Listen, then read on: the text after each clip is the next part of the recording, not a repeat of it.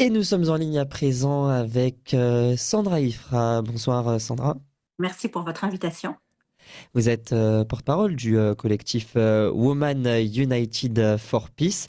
Sandra Ifra, avant de parler d'Israël, de l'antisémitisme, de la situation des Juifs et de faire un bilan de cette année 2025, l'actualité en France a été marquée par la disparition de Brigitte Bardot. Est-ce que vous avez un mot pour cette icône du cinéma des années Bien 60? sûr, c'était tout d'abord une femme de conviction qui a fait un combat tout à fait remarquable tout au long de sa vie. Et moi, je retiens une chose par rapport à nos sujets. C'est sa lettre qui a été largement diffusée, vous savez, sur les réseaux sociaux, un soutien à l'Eurovision, à Israël. Et c'est vraiment cette belle image, même en fin de vie, que j'aimerais retenir à propos d'une femme qui représente la France, son élégance, évidemment son combat pour les animaux. Et c'est vraiment cette image pour Israël que j'aimerais conserver. Est-ce que vous avez un mot pour qualifier l'année qui s'est écoulée? Comment J'ai vous un l'avez double trouvée? sentiment par rapport à tout l'antisémitisme dans le monde et par rapport à Israël, à la fois une énorme satisfaction par rapport au retour des otages. Je parle des 20 otages, les 20 derniers otages vivants. Il reste, comme vous le savez, encore un corps.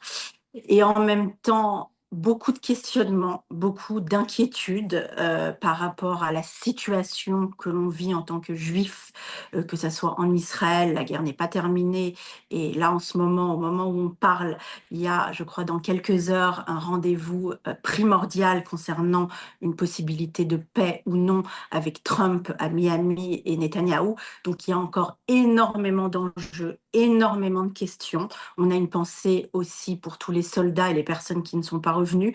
Donc c'est à la fois un 2025 avec un début de vérité, parce qu'on va, je pense, en parler dans quelques instants, mais il y a beaucoup de choses qui ont commencé dans ces derniers mois à apparaître et beaucoup de choses à faire.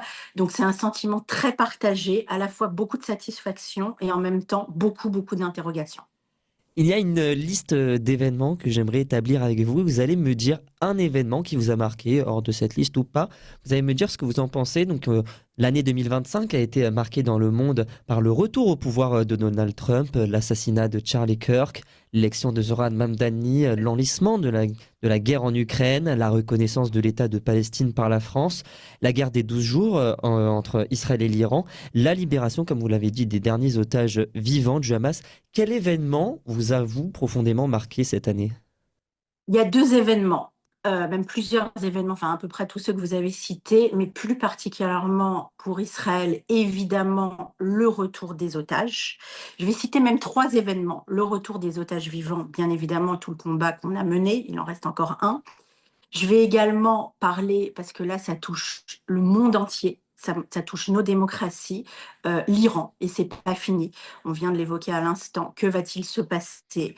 Quelles seront les décisions à prendre par rapport aux missiles balistiques, hein? Vous avez lu les derniers rapports. Alors, je ne suis pas géopoliticienne, mais il faut quand même comprendre que la France avait soutenu et une majorité du monde libre avait soutenu cette attaque des 12 jours cette année. Donc ça, c'est un point absolument primordial. Et concernant la France, un symbole qui a marqué la communauté juive, le viol, vous savez, à Courbevoie, de cette jeune fillette qui avait 12 ans à l'époque et qui, dans un certain sens, est devenu le symbole, un des symboles contre la lutte contre l'antisémitisme. Donc voilà trois sujets, et il y en a bien d'autres, comme vous l'avez évoqué, qui m'ont particulièrement touchée, comme je pense pour toute la communauté mondiale.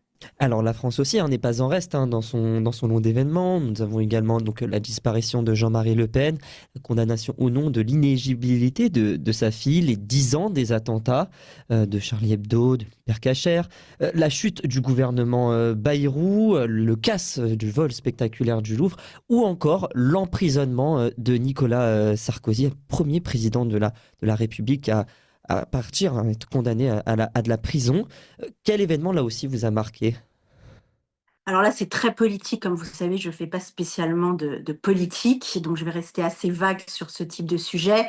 Évidemment, alors par rapport à Nicolas Sarkozy, je ne suis pas non plus juriste, mais ça me paraît quelque chose de délirant. On a vu, et je donne tout mon soutien, que ça soit à sa famille, à ses enfants, parce qu'il a vraiment vécu quelque chose d'injuste.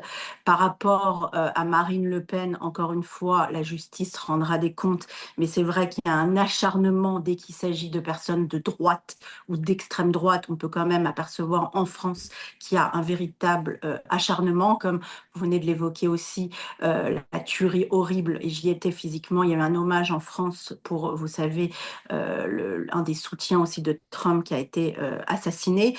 Donc oui, il y a un acharnement. Oui, c'est toujours des personnes de centre droit, de droit ou d'extrême droite. Encore une fois, je ne fais pas de politique, mais on sent bien qu'il y a quelque chose d'un petit peu anormal au niveau de nos démocraties.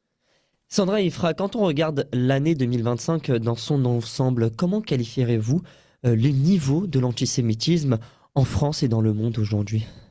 Alors, il faut savoir que l'antisémitisme, en tout cas pour la France et pour le monde, a vraiment démarré avant le 7 octobre 2023. Ça a commencé, on a les chiffres que le CRIF a publiés dans les années 2000. Il y a eu une accélération, évidemment, des actes anti-juifs. Moi, je préfère ce terme, c'est anti-juif, depuis le massacre du 7 octobre, que ça soit en France, que ça soit à Sydney, que ça soit à Manchester, que ça soit en Europe ou dans le reste du monde. Il y a eu donc ce prétexte, ce faux prétexte du soi-disant génocide, apartheid. Il y a des mots absolument intolérables qui ont été évoqués depuis le 7 octobre, et cela dès 24 heures, 48 heures après le massacre du 7 octobre. J'en veux personnellement, comme beaucoup de personnes, énormément à tout ce qui est extrême gauche, et les filles, ses associés, une partie des écologistes et toutes les personnes qui d'ailleurs ne sont toujours pas condamnées. Il y a eu des mots qui, par rapport aux dernières institutions, ont changé. Le mot d'apartheid, le mot de famine. Il y a eu un rapport il y a quelques jours qui est sorti sur ce sujet. Il faut savoir qu'il faut au minimum 400 personnes par jour pour justement utiliser ce mot qui est très dur, qui est très encadré. On ne peut pas galvauder des mots comme le mot famine. Et au pic de la malnutrition et non pas de la famine qu'il y a eu pendant cette horrible guerre, que Israël voulait éviter, au maximum, il y a eu 14 personnes par jour. Donc voilà, donc aujourd'hui, on se rend compte que des organismes comme l'UNESCO, comme différents organismes au niveau mondial, reprennent, mais c'est un peu tard, ces mots qui ont été galvaudés et ces mots qui sont complètement faux. Donc quand vous me parliez de la 2025, moi j'aimerais que 2026 puisse rétablir une partie de la vérité. Alors encore une fois, il y aura des enquêtes sur plusieurs niveaux, mais on n'a pas le droit de galvauder des mots qui, justement, pour répondre à votre question, entraînent des actes absolument intolérables, parce que ça soit les juifs australiens, les juifs londoniens ou les juifs français, nous n'avons aucune responsabilité. On peut soutenir, on peut avoir des opinions, mais nous n'avons strictement aucune responsabilité par rapport à ce qu'il se passe, cette guerre non voulue par Israël. Alors, vous l'avez évoqué, cette fin d'année 2025 a été marquée par l'horreur de l'attaque de Bondi Beach à Sydney. Que révèle cette attaque terroriste selon vous du climat actuel pour les communautés juives dans le monde? Bah, c'est très compliqué. Jusqu'à présent, ils avaient ce faux prétexte par rapport à la guerre menée de manière non volontaire. Personne, je le répète, voulait cette guerre, hein. Il y a eu une attaque avec plus de 1200 victimes, avec plus de 250 otages. Donc ça, il ne faut pas l'oublier. Il y a eu des massacres de femmes, de viols, et vous savez que c'était un de nos sujets via Women United for Peace. Donc ça, on s'est beaucoup battu. Il y a eu des pétitions, il y a eu énormément de choses de fait, des lettres écrites que j'ai co-signées par rapport à l'ONU. Et ce climat, en fait, ben, on va bien voir ce qui va se passer, parce que, on l'espère, la guerre va bientôt, on va le savoir peut-être dans quelques heures, avoir une autre forme, en tout cas au niveau de Gaza. Et peut-être que grâce à ce non-prétexte, les choses vont changer. Moi, j'ai un peu de mal à y croire.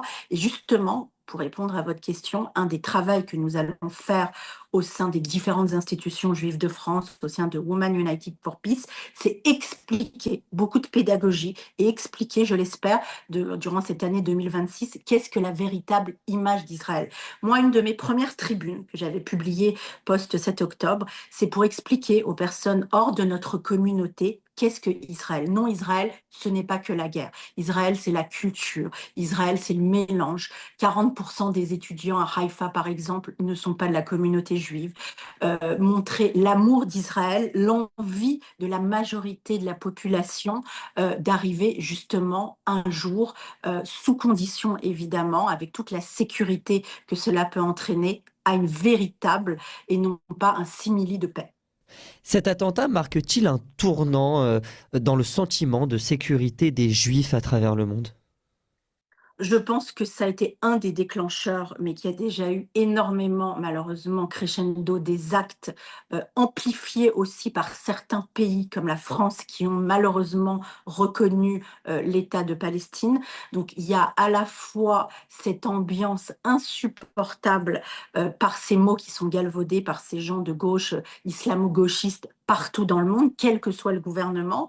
Et j'ai l'impression aussi, c'est une impression, encore une fois, je ne suis pas géopoliticienne, mais que le fait de certains pays aient reconnu dans une période où il ne fallait pas, ce n'était pas le bon timing, euh, la Palestine en tant qu'État, je pense, a amplifié ce sentiment pour certaines personnes, et encore une fois, c'est un prétexte, hein, parce que ça existe depuis les années 2000, mais a amplifié le fait qu'on puisse malheureusement commettre des actes antisémites, non plus seulement des paroles, non plus seulement des tags, même s'il y en a encore eu, là, vous savez, rue de Rivoli, par exemple, à Paris, mais un passage véritablement à l'acte. Je vous parlais tout à l'heure de la petite fille qui nous a tous traumatisés de 12 ans. Je vous rappelle qu'elle a été violée par des jeunes garçons de 12, 13, 14 ans dans les mêmes conditions en filmant comme le massacre de femmes le 7 octobre. Et ça, on ne l'oubliera jamais.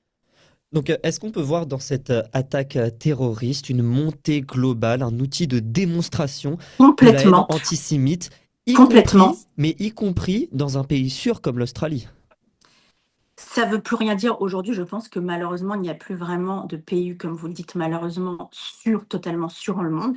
Alors, il ne faut pas non plus négliger l'effort, et je remercie le ministre de l'Intérieur, la police, la préfecture, mais je pense que malheureusement, la justice ne suit pas. Ça veut dire qu'il y a énormément de paroles par de nombreux politiques. Je pense aux États-Unis, je pense à la France particulièrement, à l'Italie, mais malheureusement, ça n'empêche pas d'arriver à des actes. Et ce qu'on demande vraiment de manière claire aujourd'hui, que ça soit l'OJE, que ça soit la LICRA, que ça soit Action Avocat ou toute autre personne qui milite justement pour la paix et pour baisser ces actes odieux, inqualifiables, antisémites, c'est au niveau de la justice.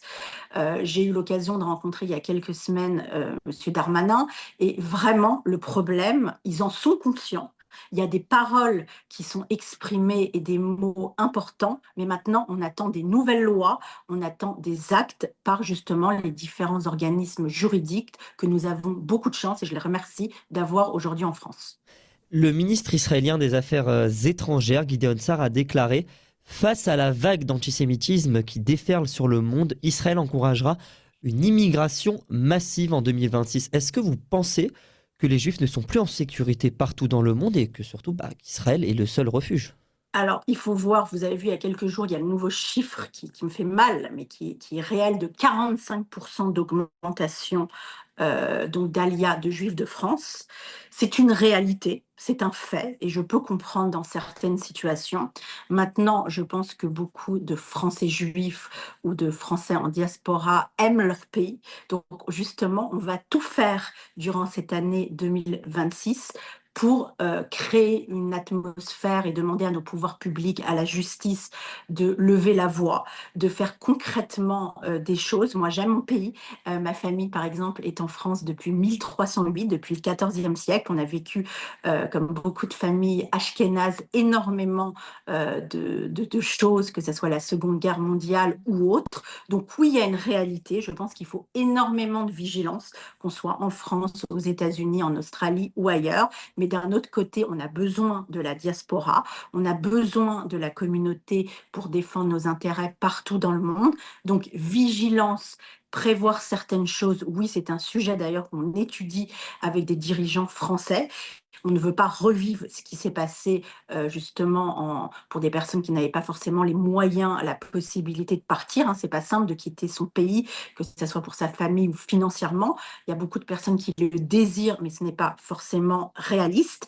Donc il faut prévoir des choses, mais d'un autre côté, il y a beaucoup de personnes comme moi qui souhaitent avant tout rester en France. Donc il y a de l'antisémitisme, pour répondre à votre question, un peu partout dans le monde. Évidemment et heureusement qu'Israël est là. C'est pour ça que je suis à votre antenne et qu'on soutient et qu'on fera tout pour ce pays qu'on aime tant, même si nous ne sommes pas israéliens et que nous sommes juifs français. Il faut être très vigilant, mais en même temps se battre, je pense, comme on fait nos familles dans chacun de nos pays.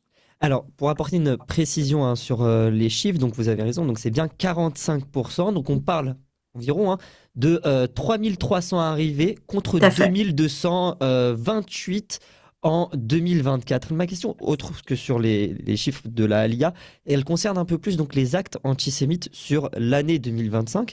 Donc de janvier à fin octobre, il y a eu 1163 actes antisémites en France. Ce chiffre est en baisse de 15% par rapport à la même période en 2024. La communauté juive est en revanche la communauté envers laquelle il existe le plus d'actes antireligieux. Quel est votre regard sur ces chiffres? Alors moi, je pense que ces chiffres ne sont malheureusement pas complètement exacts et qu'il y en a beaucoup plus. Je fais partie de différentes associations et ce que je remarque, et c'est un appel aussi, il ne faut pas avoir peur, que ce soit au niveau de la scolarité, je pense aux universités, au collège, même aujourd'hui au primaire, à la maternelle, que ce soit dans le milieu du travail, que ce soit dans la rue, que ce soit dans le monde de l'entreprise. Je constate, parce qu'on reçoit via les associations énormément de constats, de demandes, même face à des dîners amicaux ou autres, et énormément de personnes n'osent pas, ont peur de faire ce signalement. Donc aujourd'hui, pour pouvoir aider, nous aider, aider la communauté envers nos pouvoirs publics, envers la justice, c'est un appel réel que je fais. Il est vraiment important et il va rien vous arriver. Il y a des organismes comme Signal, vous pouvez contacter le CRIF, vous pouvez contacter le ministère, et c'est très facile sur le site internet. Donc, il faudrait qu'on ait des chiffres un peu plus réels par rapport à ce qui se passe. Donc, la différence par rapport à avant, c'est qu'aujourd'hui, ce sont des actes de violence. Ce sont des viols, comme on vient d'évoquer. Ce n'est plus simplement des tags, des mots. On passe au cran au-dessus et c'est ça qui est terriblement inquiétant. Donc, oui, il y a une progression qui s'atténue, comme vous venez de l'évoquer, sur quelques mois par-ci par-là, mais réellement, depuis le 7 octobre, ça a augmenté. Les gens ont peur, les gens n'osent plus à certaines heures, dans certains quartiers, dans certaines banlieues ou proches banlieues, sortir. Il y a une sorte de couvre-feu naturel, en particulier, je pense, vous savez, on voit beaucoup de choses au sein du Fonds social juif unifié. Il y a des quartiers où on ne peut plus vivre, donc il y a des femmes avec leurs enfants qui, en hiver, à partir de 18 heures, ne peuvent plus, dans certains quartiers, aller acheter une baguette de pain ou autre. Donc c'est un véritable sujet. Ce n'est pas parce qu'avant la Seconde Guerre mondiale, il y avait le sentiment trop d'inquiétude, exagération. Non, les pouvoirs publics doivent nous prendre au sérieux. C'est un véritable problème au niveau français, au niveau européen et même au niveau mondial. Est-ce que vous déplorez le fait que certains propos ou comportements, qu'ils soient physiques ou verbaux, comme vous l'avez déclaré, se sont banalisés? Et complètement, c'est tout le sujet. Aujourd'hui, il y a même avec le kéfier, avec certains, vous allez sur Amazon, c'était venu même dans des universités, un effet de mode, et c'est gravissime. C'est pas un jeu. On parle de la vie de gens. Moi, j'insiste vraiment sur les personnes islamo-gauchistes, sur l'extrême gauche française, que ce soit en France ou dans le monde. C'est réellement, ils ont une responsabilité, une énorme responsabilité. Il y a toutes des ambitions, évidemment, 2026 électorales. Hein. Il y aura bientôt les municipales, comme on le sait, et ensuite les présidentielles. Je parle de la France. Mais jouer avec les mots, galvaniser, moi, j'aimerais bien entendre ces personnes d'extrême gauche nous parler d'économie, de pouvoir d'achat, de sécurité en France. C'est des sujets qu'on entend très peu et malheureusement, c'est focalisé pour essayer d'avoir une partie des électeurs français. On a des députés, n'oublions pas, européens qui prônent la violence, qui emploient ce type de mots et moi j'attends aujourd'hui, des condamnations claires par rapport à des propos anti-juifs qui sont galvaudés sur les réseaux sociaux ou même via le Parlement européen. Malgré sa reconnaissance de l'État de Palestine par la France, est-ce que selon vous, Emmanuel Macron et plus globalement les autorités françaises, le gouvernement, en a-t-il fait assez en matière de lutte contre l'antisémitisme? Et est-ce que les réponses judiciaires derrière ont-elles été suffisamment dissuasives selon vous? Alors, on ne peut pas englober, je pense, l'Élysée, Monsieur Macron, avec la totalité du gouvernement. Moi, je suis très reconnaissante avec Aurore Berger, qui se bat, qui a mené les assises. J'ai parlé de nombreuses fois avec elle, qui ne peut pas malheureusement, à cause de lois judiciaires, aller jusqu'au bout, mais on ne peut pas englober tout le gouvernement. Il y a d'un côté, évidemment, l'Élysée, le Quai d'Orsay, avec Monsieur Barrot, avec des choses qu'on a eu du mal, on en a parlé de nombreuses fois sur votre plateau, comprendre par rapport à ce timing de reconnaissance de la Palestine qui a fait du mal à tout le monde, même aux Palestiniens. J'ai toujours une pensée, comme vous le savez, pour le peuple palestinien. Et d'autre part, on a heureusement des personnes qui sont formidables. Je pense à M. Retailleau, je pense à M. Darmanin, je pense à Aurore Berger, je pense à plusieurs personnes qui ont une véritable envie, et heureusement, et c'est ce qui nous fait tenir aussi en France en tant que juifs et en tant que Français, parce que le problème commence toujours par la communauté juive, mais c'est un prémisse, hein, on l'a bien vu, malheureusement, l'histoire nous l'a malheureusement prouvé, mais c'est toute la République qui est touchée. Lorsque on sent cette fracture au sein de la communauté juive, et on vient d'évoquer il y a quelques minutes ensemble les chiffres, au final, il y aura forcément et malheureusement une répercussion sur toute la communauté française. Justement sur ce chiffre et sur ces inquiétudes, est-ce que selon vous, l'avenir des Juifs, des Français de confession juive, s'inscrit-il toujours en France, 2026, 2027, et à l'avenir dans des décennies plus tard? J'espère bien, c'est très difficile de pouvoir répondre précisément à cette question. Si les institutions sont là, c'est justement pour aider, pour essayer de trouver des solutions, pour leur parler. Je vais envoyer justement sur ce sujet ma nouvelle tribune que je viens d'écrire la nuit passée à la presse pour justement alerter. Quand l'antisémitisme est nié, c'est à la France qui est en danger. Il y a un véritable danger qui existe, mais on espère justement pouvoir alerter de plus en plus les pouvoirs publics. Il y aura des nouvelles élections, donc en général, on est un peu plus écouté, donc ça aussi, c'est important de le dire. Et puis là, je ne peux pas complètement vous en parler, mais avec Franck Tapiro et beaucoup d'autres, on va vraiment essayer, on a eu de nombreuses rencontres, faire bouger les choses et je vous en dirai plus au cours de 2026. Mais là, c'était un petit peu tôt, mais il y aura des jolies choses, j'espère, qui seront faites, donc beaucoup d'espoir, beaucoup, beaucoup d'espoir. Et bien évidemment, vous serez invité pour en parler. 2026, comme vous le dites, sera donc marqué en début d'année par les municipales. Est-ce que vous êtes inquiète pour pour ces prochaines élections qui seront peut-être marquées par des actes de violence, ou est-ce que vous avez encore des raisons d'espérer, on va dire, un havre de paix, que la France revienne malgré tout à une certaine forme de calme et d'apaisement? Comme je vous disais, je pense qu'on va avoir beaucoup de choses qui vont nous plaire, toujours en période électorale. Les choses vont, je l'espère, bouger, mais une fois au pouvoir, je ne sais pas. Il y aura dans un premier temps les municipales. Je voulais aussi remercier parce qu'elle a beaucoup de courage. Elle a justement quitté, il y a quelques jours, le parti macroniste, mon amie Shannon Seban, qui faisait partie de Macron, qui a rejoint la droite classique. Et justement, par rapport aux élections, elle a fait un travail totalement remarquable auprès de nombreux maires en France, donc la proximité.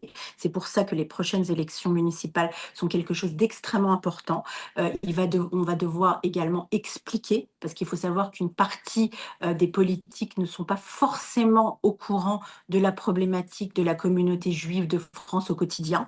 J'ai parlé avec certains d'entre eux, le SPCJ, vous savez, la communauté, la protection communautaire. Beaucoup de partis politiques ne savent pas son existence.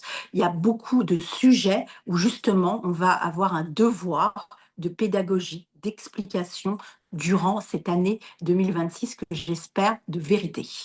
Eh bien justement, vous devancez ma question. Comment vous la voyez, cette année 2026, pleine de résistance, d'espoir, de solidarité? C'est ce que j'espère déjà, la communauté juive est debout.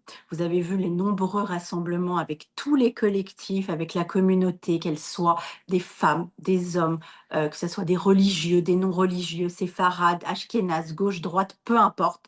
Aujourd'hui, il est important de se sentir unis, de se sentir fort, d'être debout. On a été, vous avez vu notre événement Place du Trocadéro, on était tous ensemble. Il y avait à la fois un kaddish, justement pour ne pas oublier les personnes qui n'ont pas eu la chance de revenir, et en même temps, et on a le droit, et c'est inscrit aussi dans la religion, de la simra, et un moment de joie et de paix. Donc j'ai envie de vous répondre en disant beaucoup d'espoir, beaucoup d'attentes de la part du juridique et de nos pouvoirs publics. Et puis surtout, moi je suis fière de la communauté juive française parce qu'on a su être unis, rester debout. Il y a parfois certaines différences, mais malgré tout, nous sommes un tout petit peuple, mais nous nous aimons tellement, nous sommes tellement forts, et j'espère, c'est un mot aussi que j'aime beaucoup, que nous allons pouvoir résister en faisant beaucoup de pédagogie, en commençant par les universités et nos écoles, et en apportant un peu justement d'espoir, de joie et de sourire, ce qui n'est pas chose simple. Et à vous, Sandra Ifra, que peut-on vous souhaiter, même à titre personnel ou même à votre collectif Women United for Peace pour cette Bah, nous, année notre 2026? ADN, c'est gentil, notre ADN, c'est de continuer. Et là, on a déjà prévu beaucoup de choses jusqu'à mars 2026. La solidarité, hein, c'est notre ADN, pouvoir aider les personnes qui n'ont pas la chance de vivre comme nous. Donc, on a déjà un spectacle au mois de février avec Arthur et la Viso. On est en train de prévoir un voyage au mois de mars en Israël, comme on a déjà fait il y a 2 ans. On va faire des soirées paddle, tout ça pour justement amplifier l'aide aux familles, aux personnes seules, aux enfants. On a fait des choses absolument incroyables dans les hôpitaux en Israël pendant les fêtes de Hanouka. Et je remercie une autre Sandra qui a été concrètement offrir les cadeaux à des enfants lourdement handicapés dans différents hôpitaux en Israël. Donc oui, que ça soit pour la France, pour le monde, pour Israël, continuer à aider quand on a la chance d'être en bonne santé, quand on a la chance de pouvoir être actif. Je demande aussi à des militants, à des nouveaux militants qui n'ont pas forcément eu l'occasion de faire de choses, de nous rejoindre, hein. Vous allez directement sur Instagram, Women United for Peace. Donc on est là, il y a des événements mixtes, des événements de femmes, des événements avec des hommes, on va faire paddle, tennis. Enfin, on a prévu vraiment des choses justement pour apporter de la joie, pour ne rien oublier, ne rien mettre de côté. Encore une fois, j'ai ma nouvelle tribune qui va, je l'espère, sortir la semaine prochaine, mais en même temps, être solidaire. Et ça, je pense que rester debout et être solidaire sont les mots clés pour pouvoir continuer. Donc, joie, solidarité et santé. Eh bien, écoutez, c'est tout ce dont on peut vous souhaiter, donc à vous et votre Merci. collectif, donc pour cette année 2026. Donc, Sandra Ifra, je vous remercie d'avoir accepté donc Merci. notre invitation. Et donc, je rappelle que vous êtes donc la porte-parole du collectif Women United for Peace. Merci de votre invitation.